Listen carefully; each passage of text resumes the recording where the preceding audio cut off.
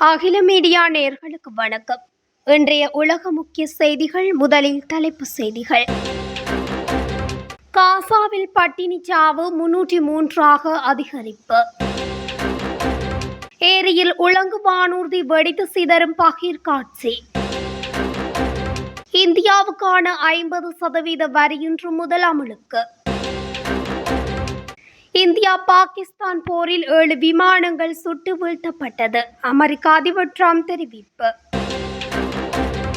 ஆஸ்திரேலியாவில் துப்பாக்கிச்சூடு, 2 போலீசார் உயிரிழப்பு. வடகொரிய ஜனாதிபதியை மீண்டும் சந்திக்க விரும்புகின்றேன், டிரம்ப் தெரிவிப்பு.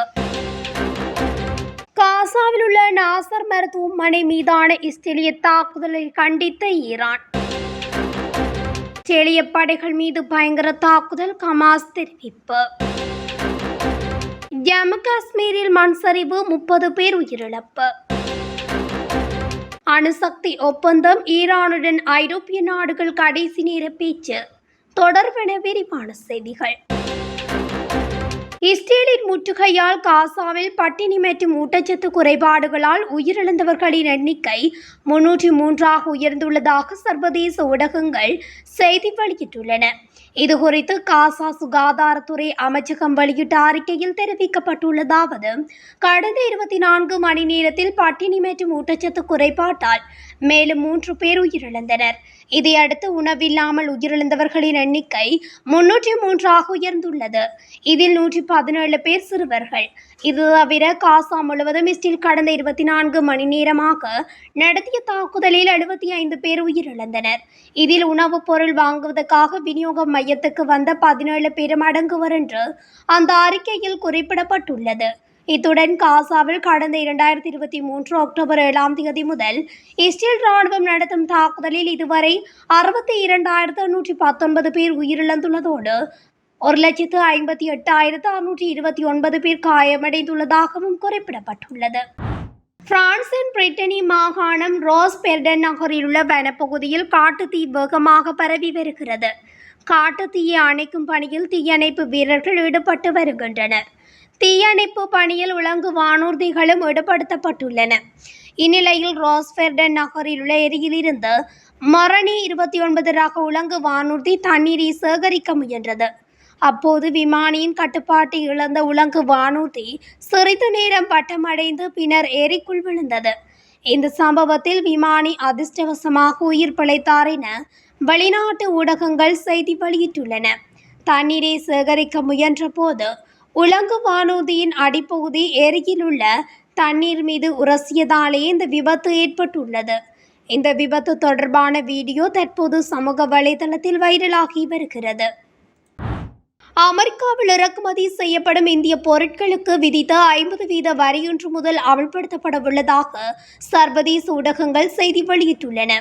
அமெரிக்க ஜனாதிபதி டொனால்ட் ட்ரம்ப் இந்திய பொருட்களுக்கான வரிகளை 50% உயர்த்துவதாக அறிவித்ததை தொடர்ந்து இந்தியாவிலிருந்து இறக்குமதி செய்யப்படும் பொருட்களுக்கு கூடுதல் வரிகளை அமல்படுத்துவதற்கான வரைவு அறிவிப்பை அமெரிக்க சுங்கம் மற்றும் எல்லை பாதுகாப்புத்துறை வெளியிட்டுள்ளதாக தெரிவிக்கப்பட்டுள்ளது. அமலாக உள்ள இந்த வரைவு அறிவிப்பில் நிர்வாக உத்தரவுக்கு ஏற்ப அமெரிக்காவின் இணக்கமான கட்டண அட்டவணையை மாற்றியமைக்க உள்நாட்டு பாதுகாப்பு செயலாளர் முடிவு செய்துள்ளதாக குறிப்பிடப்பட்டுள்ளது. புதிய வரிகள் இன்று நள்ளிரவு 12 மணி முதல் அமலுக்கு வரும் எனவும் தெரிவிக்கப்பட்டுள்ளது. காஷ்மீரின் பகல்காமில் நடந்த பயங்கரவாத தாக்குதலை அடுத்து பாகிஸ்தானில் உள்ள பயங்கரவாத முகாம்களை இந்தியா தாக்கி அளித்துள்ளது. இதையடுத்து இந்தியா பாகிஸ்தான் இராணுவங்கள் இடையே மோதல் ஏற்பட்டது. 4 நாட்களுக்கு பிறகு சண்டை நிறுத்தப்பட்டது. இதற்கிடையே இந்தியா பாகிஸ்தான் இடையேயான போரை வர்த்தகத்தையும் காரணம் காட்டி நான் தான் நிறுத்தினேன் என்று அமெரிக்க அதிபர் டிரம்ப் கூறினார். அதை இந்தியா திட்டவட்டமாக மறுத்தது. பாகிஸ்தான் கெஞ்சியதால் தான் தாக்குதலை நிறுத்தினோம் என்று இந்தியா தெரிவித்தது. ஆனால் ட்ரம்ப் தனது கருத்தை தொடர்ந்து கூறி வருகின்றார். இந்தியா பாகிஸ்தான் போரில் 5 போர் விமானங்கள் சுட்டு வீழ்த்தப்பட்டதாகவும் ட்ரம்ப் தெரிவித்திருந்தார்.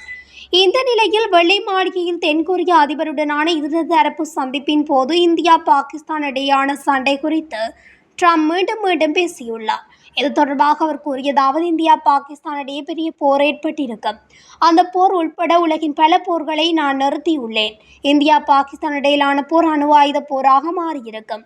ஏனென்றால் அந்த போரில் ஏற்கனவே 7 போர் விமானங்கள் சுட்டு வீழ்த்தப்பட்டிருந்தது. அந்த பரபரப்பான சூழலில் நீங்கள் எங்களுடன் வர்த்தகம் மேற்கொள்ள விரும்புகிறீர்களா? இப்படி நீங்கள் சண்டையிட்டுக் கொண்டால் உங்களுடன் எவ்வித வர்த்தகமும் மேற்கொள்ள மாட்டோம். உங்களுக்கு 24 மணி நேரம் அவகாசம் அளிக்கப்பட்டது. அதற்குள் முடித்துக் கொள்ளவும் என்று அவர்களிடம் கூறினேன். இவ்வாறு ட்ரம்ப் இதனை தெரிவித்துள்ளார். ஆனால் எந்த நாட்டின் போர் விமானங்கள் சுட்டு வீழ்த்தப்பட்டன என்பது குறித்து அவர் தெரிவிக்கவில்லை. இந்தியா பாகிஸ்தான் போரை நிறுத்தியதாக 30க்கும் மேற்பட்ட முறை ட்ரம்ப் கூறிவிட்டார் என்பதும் குறிப்பிடத்தக்கது. ஆஸ்திரேலியாவின் விக்டோரியா மாகாணம் பொரிபென்கா பகுதியுள்ள வீடொன்றில் பாலியல் சம்பந்தமான குற்றங்கள் நடைபெறுவதாக போலீசாருக்கு கிடைத்த தகவலின் பேரில் அவ்வீட்டுக்கு விசாரணைக்கு போலீசார் சென்றுள்ளனர். இந்நிலையில் குறிப்பிட்ட ஒரு வீட்டுக்கு விசாரணைக்காக சென்றபோது அங்கிருந்த நபர் போலீசார் மீது துப்பாக்கிச் சூடு நடத்தியுள்ளார். இதன்போது சம்பவ இடத்திலேயே 2 போலீசார் உயிரிழந்துள்ளதோடு மேலும் ஒருவர் காயமடைந்துள்ளார். சம்பவத்தில் காயமடைந்த போலீஸ் மருத்துவமனையில் சேர்க்கப்பட்டுள்ளார். இந்நிலையில் இந்த சம்பவத்தை செய்துவிட்டு தப்பியோடியவரை தேடும் பணிகள் தீவிரமாக்கப்பட்டுள்ளது. மேலும் தப்பியோடிய நபர் ஏற்கனவே குற்ற வழக்கில் தொடர்புடையவர் என போலீசார் தெரிவித்தனர். வடகொரிய ஜனாதிபதியை மீண்டும் சந்திப்பதற்கு அமெரிக்க ஜனாதிபதி டொனால்ட் ட்ரம்ப் ஆர்வமாக உள்ளதாக சர்வதேச ஊடகங்கள் செய்தி வெளியிட்டுள்ளன. இது தொடர்பாக ட்ரம்ப் கூறுகையில், எனது முதல் பதவிக்காலத்தில் 3 முறை கிம் ஜாங் உன்னை சந்தித்தேன். மீண்டும் ஒரு நாள் நான் அவரை பார்ப்பேன். அவரை சந்திப்பதற்காக நான் ஆவலுடன் காத்திருக்கின்றேன். அவர் என்னிடம் மிகவும் நன்றாக நடந்து கொண்டார். எனவே அவருடன் இந்த ஆண்டு பேச்சுவார்த்தை நடைபெறும் என்று நம்புகின்றேன். நானும் கிம்மும் எங்கள் சந்திப்புகளின் போது மிக அன்பாக பழகினோம். இது பதற்றங்களை குறைத்து ஆனால் நீடித்த ஒப்பந்தத்தை உருவாக்க தவறிவிட்டது என்று தெரிவித்துள்ளார். கான்டூனிஸில் உள்ள காசாவில் நாசர் மருத்துவமனை மீதான இஸ்ரேலிய தாக்குதலை ஈரானிய வெளியுறவு அமைச்சக செய்தி தொடர்பாளர் இஸ்மாயில் பகஜி திங்களன்று கடுமையாக கண்டித்துள்ளார். தெற்கு பகுதியில் செயல்படும் ஒரே மருத்துவமனையான கான்யூனிஸில் உள்ள நாசர் மருத்துவமனையை தாக்கியதில் இஸ்ரேலியர்கள் செய்த கொடூரமான குற்றத்தை பாகாய் கண்டித்துள்ளார். இஸ்ரேலிய மிருகத்தனமான தாக்குதலை தொடர்ந்து குறைந்தது 20 நோயாளிகள், மருத்துவ ஊழியர்கள் மற்றும் 5 பத்திரிகையாளர்கள் கொல்லப்பட்டதை குறிப்பிட்ட ஈரானிய தூதர், பாலஸ்தீனியர்களை இனப்படுகொலை செய்யும் அதன் தீய திட்டத்துக்கு ஏற்பவும் பாலஸ்தீனத்தை ஒரு தேசமாகவும் அடையாளமாகவும் அளிக்கும் நோக்கத்துடன் சியோனிச ஆட்சியால் வடிவமைக்கப்பட்டு செயல்படுத்தப்படும் ஒரு கொடூரமான போர்க்குற்றம் என்று விவரித்துள்ளார். காசா பகுதி மற்றும் மேற்கு கரையில் மனித உரிமைகள் மற்றும் மனிதாபிமான சட்டத்தின் மொத்த மீறல்கள் குறித்தும் சர்வதேச அமைப்புகள் மற்றும் மனித உரிமை ஆதரவாளர்கள் தொடர்ந்து செயல்படாமல் இருப்பதை வெளியுறவு அமைச்சக செய்தி தொடர்பாளர் வெட்கக்கேடானது என்று குறிப்பிட்டு, இனப்படுகொலையை தடுத்து நிறுத்துவதற்கும் நாஜி மற்றும் இனவரி சியோனிச குற்றவாளியை தண்டிப்பதற்கும் அனைத்து அரசாங்கங்களின் சட்ட மற்றும் தார்மீக பொறுப்பையும் வலியுறுத்தினார். அத்துடன் இஸ்ரேல் செய்யும் இனப்படுகொலைகளுக்கு தக்க பதிலடி கொடுக்கப்படும் என்றும் ஈரான் கண்டித்து பேசியுள்ளது. ஜூலை மாதம் காசா பகுதியின் பெய்ட் கனூனில் இஸ்ரேலிய படைகள் மீது பயங்கர தாக்குதல் நடத்தியதை காட்டும் காட்சிகளை ஹமாஸ் வெளியிட்டுள்ளது. விவசாய பகுதியில் இஸ்ரேலிய படையினரை ஹமாஸ் போராளிகள் குறிவைத்து அதிரடி தாக்குதல் நடத்தியுள்ளதாகவும் இந்த வெடிகுண்டு தாக்குதலில் பலர் உயிரிழந்துள்ளதாகவும் தெரிவிக்கப்பட்டுள்ளது. இவ்வாறான தாக்குதல் காட்சிகளையே ஹமாஸ் வெளியிட்டு தெரிவித்துள்ளது. இந்த தாக்குதலில் 5 வீரர்கள் கொல்லப்பட்டுள்ளதுடன் பலர் காயமடைந்துள்ளதாகவும் அத்துடன் இந்த வெடிகுண்டு தாக்குதல் பயங்கர தாக்குதல் என்றும் ஹமாஸ் தெரிவித்துள்ளது. அத்துடன் இந்த வெடிகுண்டு தாக்குதல் மகிழ்ச்சியானது என்றும் ஹமாஸ் தெரிவித்துள்ளது. இந்தியாவின் ஜம்மு காஷ்மீர் மாநிலத்தில் கடந்த சில நாட்களாக பலத்த மழை பெய்து வருகிறது. இதன் காரணமாக மண்சரிவு ஏற்பட்டு பொருட்சேதமும் ஏற்பட்டுள்ளது. இந்நிலையில் அங்குள்ள வைஷ்ணவி தேவி கோவிலுக்கு அருகில் கனமழையினால் ஏற்பட்ட மண் சரிவில் சிக்கி 30 பேர் உயிரிழந்துள்ளனர். மாநிலத்தின் பல பகுதிகளில் நிலச்சரிவு ஏற்பட்டுள்ள நிலையில் மீட்புப் பணிகள் தீவிரப்படுத்தப்பட்டுள்ளது. அணுசக்தி பேச்சுவார்த்தையை மீண்டும் தொடங்கவும் ஐநாவின் சர்வதேச அணுசக்தி கண்காணிப்பு அமைப்புடன் மீண்டும் ஒத்துழைக்கவும் ஈரானுக்கு ஐரோப்பிய நாடுகள் விதித்துள்ள கடும் முடிய இன்னும் சில நாட்களே உள்ள நிலையில் இது தொடர்பாக அந்த நாட்டுடன் அவை கடைசி நிலை பேச்சுவார்த்தையை தொடங்கியுள்ளன. தங்களது அணுசக்தி திட்டங்கள் அணு ஆயுதங்கள் தயாரிப்பதற்கானவை இல்லை என்பதை உறுதி செய்வதற்கான ஒப்பந்தத்தை மேற்கொள்ள அமெரிக்காவுடன் ஈரான் மீண்டும் பேச்சுவார்த்தை தொடங்க வேண்டும். மேலும் IAEAவுக்கு அளித்து வந்த ஒத்துழைப்பை அந்த நாடு மீண்டும் தொடர வேண்டும்.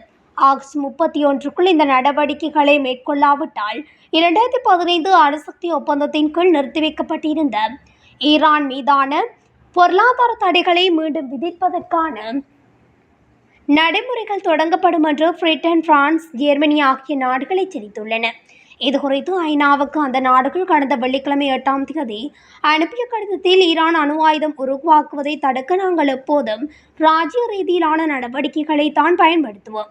இந்த மாத இறுதிக்குள் அந்த ராஜ்ய முயற்சிகளை ஈரான் பயன்படுத்திக் கொள்ள தவறினால் அந்த நாட்டின் மீது மீண்டும் பொருளாதார தடை விதிக்க பிரிட்டன், பிரான்ஸ், ஜெர்மனி நாடுகள் தயாராக உள்ளதாகவும் குறிப்பிடப்பட்டுள்ளது.